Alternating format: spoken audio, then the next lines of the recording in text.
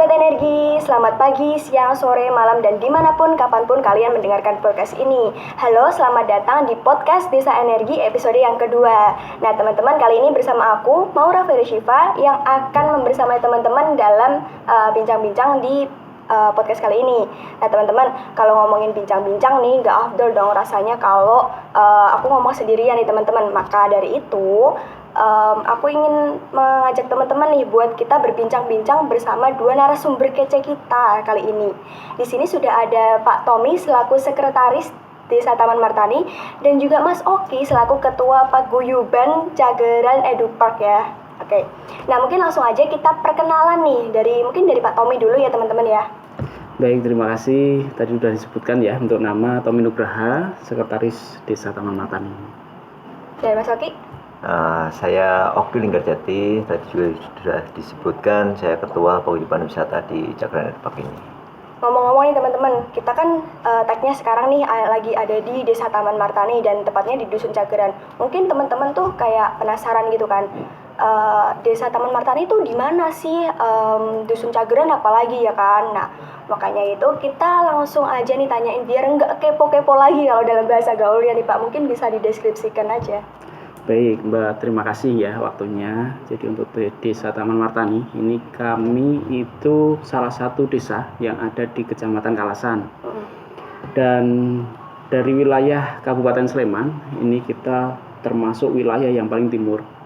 Sehingga kita perbatasan dengan Kabupaten Klaten. Dan di sini juga kami mempunyai destinasi wisata yang cukup besar. Artinya Candi Prambanan itu merupakan ikon kami juga, karena itu juga sebagian juga milik Kelurahan Taman Martani kan begitu. Kemudian untuk Taman Martani sendiri, ini kami mempunyai penduduk jumlahnya adalah 17 ribuan. Kemudian kita bagi menjadi 22 padukuan. Ya, salah satunya adalah Padukuhan Cageran. Dan di Taman Martani juga ini kita juga mengembangkan wisata berbasis potensi yang ada di wilayah. Salah satunya yang ada di Dusun Cageran ini namanya yaitu Cageran Edupark. Jadi di sini adalah tempat edukasi, sehingga apa yang kita jual itu nanti kaitannya dengan edukasi seperti itu. Oke, ngomong-ngomong tentang edukasi nih, tadi kan sempat disinggung ya kalau ada Mas Oki juga nih selaku ketua Eduparknya ya, paguyubannya. Nah mungkin bisa dijelasin sekalian Mas tentang Cageran Edupark tuh kayak gimana gitu? Ya, untuk Cageran Edupark sendiri ya, mungkin cerita dari awal mulanya ya. Boleh. Awal mulanya itu kan dari kelurahan sendiri, pemerintah desa. Ini kan ada program untuk menggali potensi-potensi apa yang ada di padukuhan dan itu nantinya bisa dimaksimalkan dalam wisata gitu kan. Dan alhamdulillah di Cageran ini kan banyak potensi dari sumber alamnya juga cukup bagus ya gitu kan. Akan tetapi kami juga punya misi khusus, tidak hanya kita asal buka wahana wisata yang tujuannya mungkin kebanyakan cuma buat senang-senang ya gitu kan. Tapi di kami ada misi khusus, yaitu bagaimana caranya nantinya wisatawan yang hadir di sini itu pulang membawa oleh-oleh gitu kan. Oleh-olehnya ya berupa pengetahuan gitu kan. Kenapa mungkin itu salah satu kenapa kok dinamakan Cageran Edupark gitu kan. Jadi di situ gitu kan. Oke, nah ngomong-ngomong tentang hal-hal tersebut ya, kalau kita biasanya ngomong-ngomong tempat nih, pasti kan ada potensinya tuh. Nah mungkin dari potensi di Dusun Cageran khususnya itu ada apa aja mungkin Pak? Sebenarnya untuk di Cageran itu banyak ya potensi. Salah satunya yaitu kandang kelompok, kemudian juga aliran air, kemudian juga lahan yang luas begitu. Itu sebenarnya juga bisa dimanfaatkan untuk kepentingan edukasi dan itu sangat terbuka lebar sekali kan begitu. Terutama di kandang kelompok. Kandang kelompok itu saat ini anggotanya cukup banyak dan sapinya pun cukup banyak. Sehingga di situ juga bisa dijadikan sarana edukasi terkait dengan pengelolaannya, kemudian juga residu sapinya yang nanti bisa dijadikan sebagai energi juga kan begitu. Oke, nah Sebelum kedatangan kita nih Pak, apakah sudah ada biogas sendiri pernah dikembangkan gitu? Untuk biogas ataupun yang ada di Cageran ya, terutama di kandang kelompok itu sebenarnya sudah ada.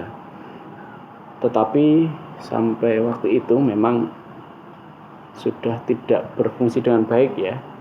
Dalam hal ini memang dari masyarakat sendiri ataupun dari anggota kelompok itu kurang memaksimalkan adanya biogas itu, sehingga ya akhirnya bangunan ataupun alat tersebut, teknologi tersebut itu tidak bisa termanfaatkan dengan maksimal seperti itu. Dari Mas Oki ada tambahan mungkin? Oke. Itu dari biogas ya. Di Cageran Air Park ini kan juga ada mikrohidro sama panel surya gitu. Untuk mikrohidronya sendiri mungkin ini memang dulunya ini dibuat dari teman-teman KKN dari ITNY, akan tetapi belum maksimal. Sampai di tahun berikutnya itu kan masuk lagi KKN. Nah, itu adik tingkat dari KKN yang semula bangun itu gitu. Ditugaskan untuk membenahi sekaligus memaksimalkan alat tersebut. Akan tetapi dalam berjalannya waktu ini juga belum maksimal, dan malah untuk saat ini mangkrak dan kondisinya kurang terawat gitu. Untuk panel suryanya juga seperti mikrohidro nasibnya gitu kan.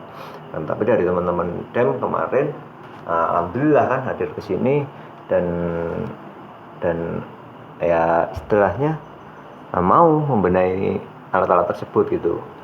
Mungkin itu sih. Nah tadi kan ngomongin buat potensi-potensi yang ada gitu kan, itu masyarakat itu sempat mengembangkan sendiri melanjutkan gitu loh Pak, kan tadinya awalnya juga dari KKN juga seperti yang ada dari KKN, itu masyarakat melanjutkan sendiri atau bagaimana gitu Pak?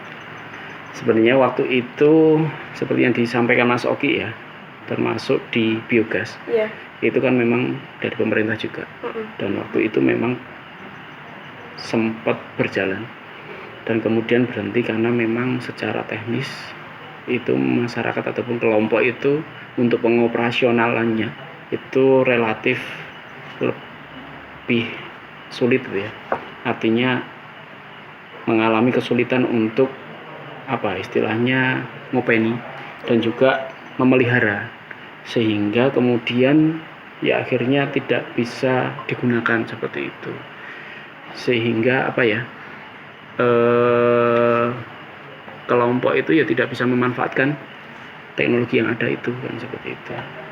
Dan ini kebetulan juga dari teman-teman DEM ini sudah hadir juga dan mau untuk memperbaiki alat itu, dan sampai saat ini pun sudah bisa berfungsi, dan itu luar biasa sekali karena memang keinginan masyarakat itu untuk memungsikan itu lagi itu memang sudah ada.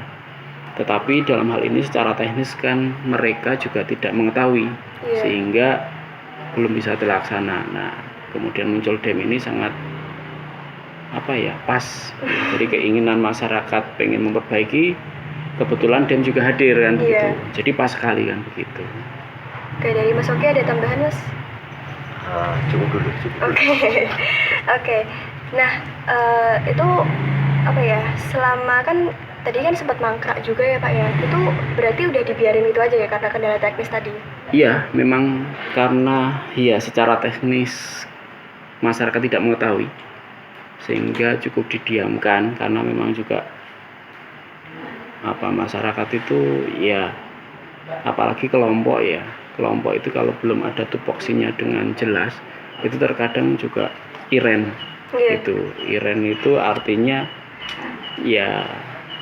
iren gitu ya, sehingga yang mau ya itu saja. Nah, harapannya ke depan nanti setelah ini juga sudah dibangun kembali, sudah dipermudah lagi, nah itu biar bisa berkesinambungan dan ini tetap bisa berjalan. Nah, ini masyarakat juga perlu dikasih edukasi bagaimana hal itu bisa terus berlangsung dan bisa berfungsi dengan baik seperti itu. Oke, terus kalau kalau dari pemuda sendiri nih Mas, apakah ada gerakan tertentu untuk mungkin usaha untuk menyalakan biodigester-nya lagi atau yang lain gitu?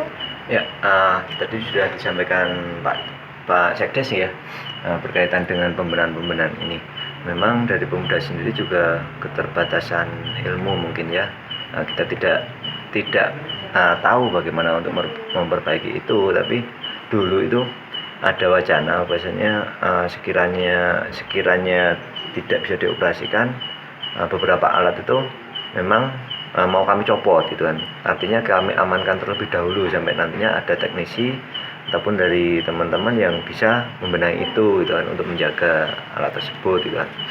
Mungkin itu sih yang dilakukan teman-teman khususnya pemuda ya yang ada di sini gitu. Kalau yang mau dicopot itu apa, Mas?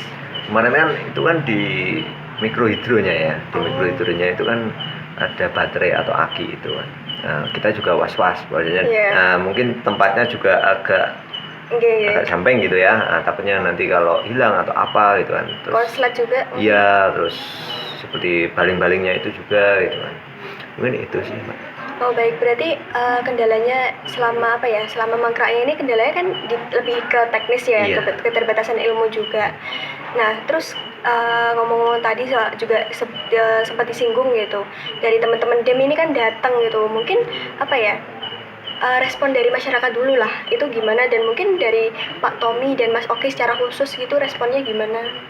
Kami dari pemerintah Desa Taman Mata ini sangat menyambut baik ya.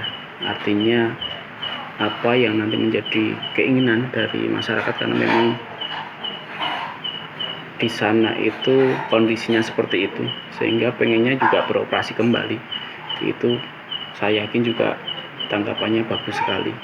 Dan kami pun di Desa Taman Martani itu menyambut baik gitu ya. Artinya ada mahasiswa yang memang mau untuk istilahnya mengabdi ke masyarakat, untuk ikut bersama-sama dengan masyarakat untuk memperbaiki alat itu. Baik, kalau dari Mas Oki dan pemuda mungkin? Ya, saya mewakili teman-teman pemuda ataupun dari paguyuban ini ya, Mbak. Ini ya sangat senang sekali dengan kehadiran teman-teman DEM ini. Memang ini yang kami nanti gitu kan. Dan alhamdulillah respon dari warga khususnya Cagran sendiri ya, ini juga sangat bagus, artinya mendukung segala sesuatu nantinya yang akan dilakukan dari teman-teman DEM gitu kan. Apalagi kalau dari pihak desa welcome, seneng, apalagi kita kan yang punya gitu. Iya. Kemarin mangkrak, ini mau dibenahi ya, kita bersyukur sekali gitu. Iya, terus kan tentunya ada perbedaan gitu loh, perubahan lah yang dilakukan. Nah mungkin perubahan apa sih yang udah dirasakan masyarakat mungkin secara langsung gitu? Perubahan berbicara biogas ya. Iya. Kemarin memang sudah disampaikan Pak Sekdes, kemarin memang mangkrak, tapi untuk saat ini kan sudah bisa dioperasikan, dan alhamdulillah lebih baik dan lebih bagus daripada waktu awal ya gitu kan. Dan ini membawa efek yang sangat luar biasa. Kalau tadinya itu peternak itu harus membawa air panas dari rumah, sekarang nggak usah repot-repot, nggak usah ribet-ribet, tinggal di kandang aja, nyalain kompor, udah jadi gitu kan. Itu dari sisi resiko itu mungkin juga lebih rendah, dan mungkin bisa dikatakan tidak ada gitu kan, daripada kita harus bawa air panas dari rumah, bawa ember itu kan, kalau nanti kita jatuh atau apa kan malah fatal. Risiko tinggi. Ya. Oh, berarti bawanya itu tiap peternak itu bawa ember gitu, Pak? Iya, biasanya kan peternak itu kan masak air dulu di rumah gitu kan. Dan nanti air panas itu kan dibawa ke kandang kelompok buat kasih makan hewannya, ternaknya gitu kan. Itu mungkin dari peternak ya gitu kan. Tapi kalau dari kami khususnya paguyuban wisata ini ya sangat senang sekali bahwasanya seperti tadi yang saya sampaikan kan, kita punya misi khusus, yaitu kita tidak hanya bersenang-senang, ada wahana edukasinya. Dan biogas ini kan salah satu teknologi terkini lah gitu kan, bisa menggantikan yang lain nantinya gitu kan. Nah ini salah satu, mungkin nanti besok bisa jadi ikon Edupak sendiri untuk edukasi ke wisatawan khususnya adik-adik gitu kan. Ini ada tambahan dari Pak.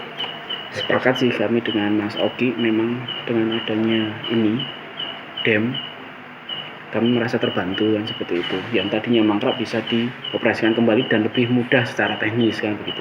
Sehingga harapan dari kami ini nanti bisa terus digunakan oleh masyarakat ataupun dalam hal ini adalah kelompok kandang, dan juga nanti akan dimanfaatkan oleh teman-teman paguyuban dalam hal ini untuk edukasi kepada calon yang akan datang ataupun peserta yang akan datang ke situ, terutama anak-anak sih. Memang target kami untuk yang di wisata Cageran Edupark itu memang untuk anak-anak, sehingga itu menjadi salah satu wahana yang nanti bisa dijadikan untuk edukasi terkait dengan energi baru dan terbarukan seperti itu. Oke, dan mungkin aku sedikit mengulik balik ya Kak. Ini kan itu kan sebelumnya kotoran sapi itu menumpuk ya, terus itu benar-benar apa ya, bawa dampak yang baik banget gak sih, kalau apa ya istilahnya dari kotoran sapi yang menumpuk tuh akhirnya bisa berkurang gitu loh. Cek ke atasnya dulu. Monggo, bebas. Dengan Rumian. Ya baik, memang ya karena di kandang itu kan memang secara teknis itu pupuk juga belum diolah. Iya. Sehingga dengan adanya biogas ini nanti kotoran sapi itu bisa digunakan untuk biogas. Dan nanti juga akhirnya selain nanti ada output untuk energinya, itu juga salah satunya adalah pupuk padat dan pupuk cair. Nah, yang itu nanti juga bisa dikembangkan juga dalam bentuk pupuk ya. Artinya itu nanti juga akan menambah, istilahnya mendapat penghasilan ataupun mendapat pendapatan untuk kandang kelompok sendiri. Itu sangat bagus sekali gitu. Oke, nah tadi kan sudah disinggung berbagai hal gitu ya Pak dan Mas mungkin.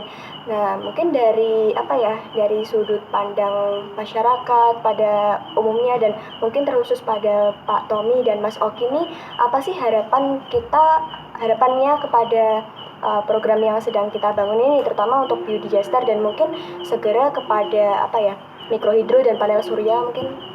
Ya baik, kami dari pemerintah Kalurahan ya atau pemerintah Desa Taman Martani ini